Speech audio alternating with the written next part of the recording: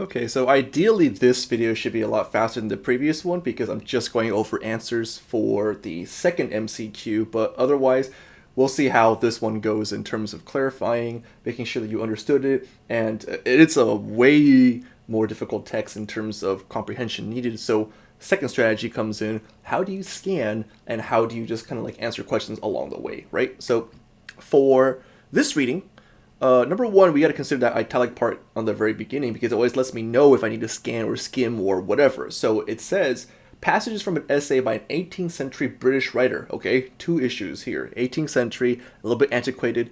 British writer might have different wording or it might have different spelling or maybe even cultural context is different here. So this text is going to be a lot more difficult to process than the previous one, which was a modern essay, right? So in this case, a lot of British authors, what they usually do is they go back and forth a lot on their ideas. They're delineating. They're basically kind of like trying to be sophisticated in their thought process, which is good in that time period. But for us, we're thinking like, brother, like, hurry up. I need to get the bang idea here. So in this case, it's really difficult to follow these. Like, they're readable, don't get me wrong. It's just that from a first-hand glance, you're not going to get anything for the most part here. So ideally, you've done the MCQ already, or at least read the passage. So let's test for comprehension right now and break down what the entire thing was about. The first one, it's a big-ass paragraph. But basically, I'll read this verbatim first. Describes the vehicle of lying, especially for politicians. Author then has a very clear image of a lying politician and spends the rest of the paragraph describing just how bad the guy is. So the entire first paragraph deals with the idea and topic of lying, and later uses an example of a politician lying and kind of like how skilled this politician is through lying. And I'm going to say the word lie a lot in this video here because the entire subject is the idea of like telling falsehood and all that. But anyways, the whole first paragraph is to bring us to the idea that lying is a skill and politicians have it. Paragraph 2, people underestimate lies. In this paragraph, it deals a lot with the idea that lying really has a huge effect on people, society, whatever, because even though truth might come afterwards, what the lie has done pretty much has made a huge effect on the society itself, right? Even for a few minutes, you cause panic, you cause misinformation, whatever, it served its purpose. Paragraph 3, the author makes it more personal. In this case, they are a British author, so they're going to look at Britain itself and think about, well, our politicians are lying like crazy too, so I have fears that our society is going downhill. And once you break it down like that, it's way easier to process and understand. If you got something like that for the most part, then good. You have pretty good reading comprehension, but you don't actually need to read the entire thing. You just need to answer the questions step by step by step, because otherwise, if you're on the AP exam, it's a little bit tough. So for the very first question, it asks, states, the author's primary purpose in the passage is to disparage a vice and explain how it has flourished. So a vice is like a sin, a wrongdoing, and even though we see it as that, the author is going to explain how it flourished, how it benefited, and how it became something that's useful, especially in politics. And so in this case, they're going to not talk down about lying, but actually talk up about lying in an ironic way, but you know. Question 41. The words ought and necessary, lines 2 to 3, convey the author's sense of cynical pragmatism. So in this case, the guy's talking about lying and how it's done well, which is kind of cynical, but he's being pragmatic. He's trying to be, purposeful. Like, hey, lying has its purposes. So this guy, he's trying to play devil's advocate right now. You know what I mean? He's not really in support of lying, but he's talking about it in a way that almost satirizes lying in that case there. So you're necessary to lie in this way, but obviously he doesn't really mean that. 42. The author's attitude in describing, quote, a certain great man is best characterized as mockingly contemptuous. Remember, he doesn't actually like liars. So when he's making all these like praises towards his politician, he's being mocking and he has contempt. He's angry about people like this. So the whole thing is one big satire. He's basically just saying, like, look at these liars. They're so great. They do all this lying and they're not ashamed of it. Like, that's incredible. I wish I didn't have shame. Something like that, right? Where they're making fun of those who lie. 43. The talent mentioned in line 13 refers most nearly to B, flexibility and conviction. So again, he's making fun of lying. You have to have talent when you're lying. And if you think about just lying as a whole and what you need for that particular task, you need to be flexible. You need to bend the truth a lot, right? So in this case, B, flexibility of conviction. You have to be flexible of your beliefs, of your truths, of your idealisms. Ultimately, you gotta learn how to bend what is actually right in this case here. And that's a talent, again, ironically and satirically. In line 15, the phrase nice affairs refers to D, matters requiring tactful handling. So in this case, we're still in the same paragraph, right? He's still describing how to lie and everything like that. His point is liars need their skills in situations of nice affairs, and basically he translates that to situations that require tactful handling, which means you need to be tactical, smart, you need to think it out. Liars do flourish in those situations because in situations where you need to be quick on your feet, boom, it's a situation that benefits or rewards those who can lie.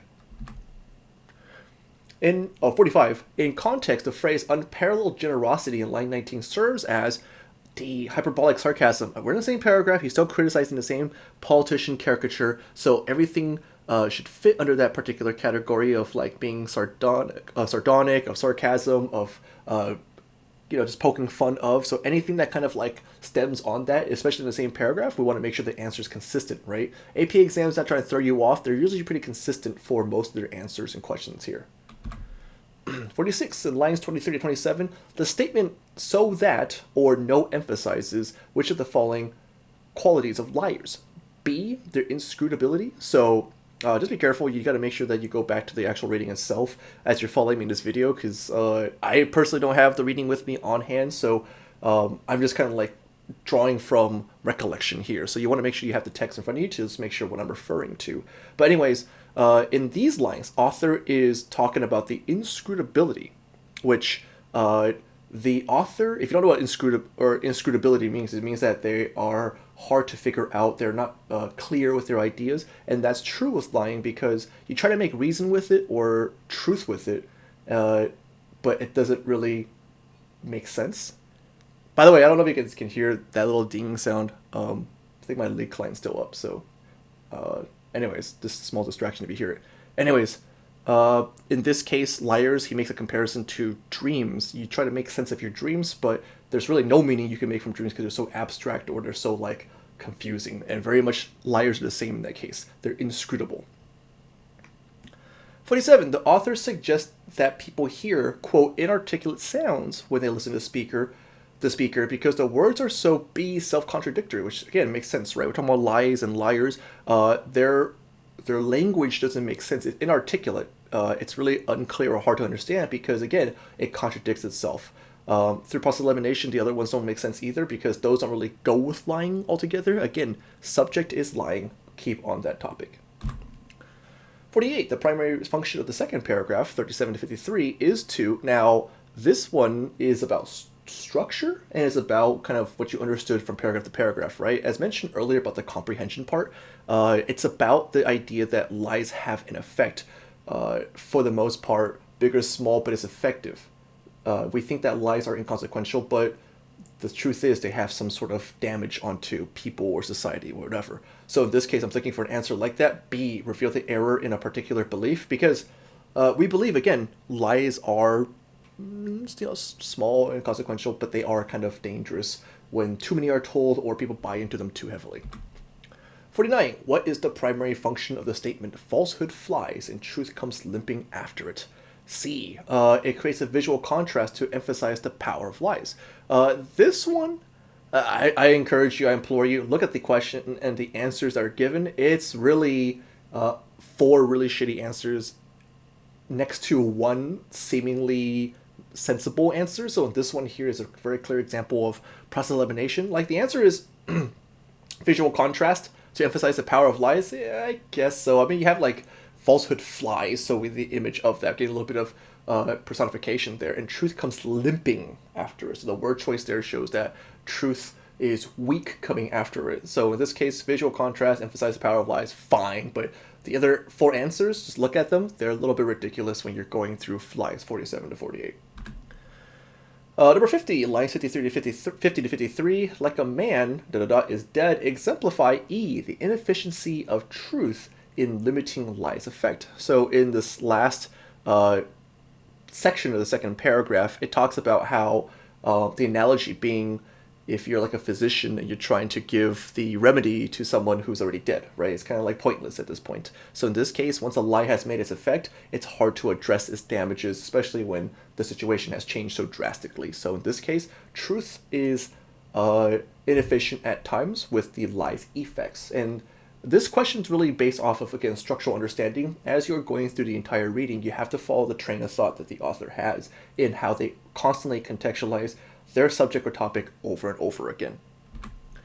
51. The primary function of the sentence in lines 54 to 57, quote, considering ... prevail is to A, question the validity of a popular saying. So I think the line was something like truth will prevail in the end, but that's new vocab. It's a platitude. It's a maxim. It's something that we say, but it loses meaning, right? Because you might say to somebody like, truth will always prevail. And it's kind of like, yeah, but lying has already destroyed the entire village. So in this case, A, validity of popular saying, it's not valid because lies are way stronger than we think they are. 52. The author's attitude towards the state of this island of ours is one of A, dismay. This island of ours refers to Britain, and the author in the third paragraph gets really dark in terms of how they see the world and how they see the situation around them. It's looking bad, you know what I mean? It seems that a lot of dismay exists because politicians in Britain at the time are lying so much. So in this case, this tone question here, just make sure you understand in this context of the paragraph, how does he feel or sound or whatever. 53. The parallel phrasing in lines 60 to 63, whose ... state, helps create a tone of the tone question. A tone of B, mounting outrage. Go back to those lines and look at the list that he gives. They're all very negative and very condemning language in terms of the situation regarding how the British politicians are acting. So in this case here, it's just that, that moral corruption that he sees in people and how dismayed he is regarding that. 54. Which of the following comes closest to the meaning of the concluding observation in lines 58 to 66? And the lines are here, ... friends, and the answer is E. The devious speech of liars has so confused the public that no one knows whom to trust. And this is the big one because whenever we look at these maybe longer sentences or whatever, and they might be confusing, last line is always a big giveaway. So even in the first MCQ, the last line of that analogy, that historical allusion that the author gives is usually clarified by the last sentence because it's a closing idea, right? So the big idea is just friends, family, whoever, people that you thought you could trust, lying has made it a situation where you don't know who to trust anymore.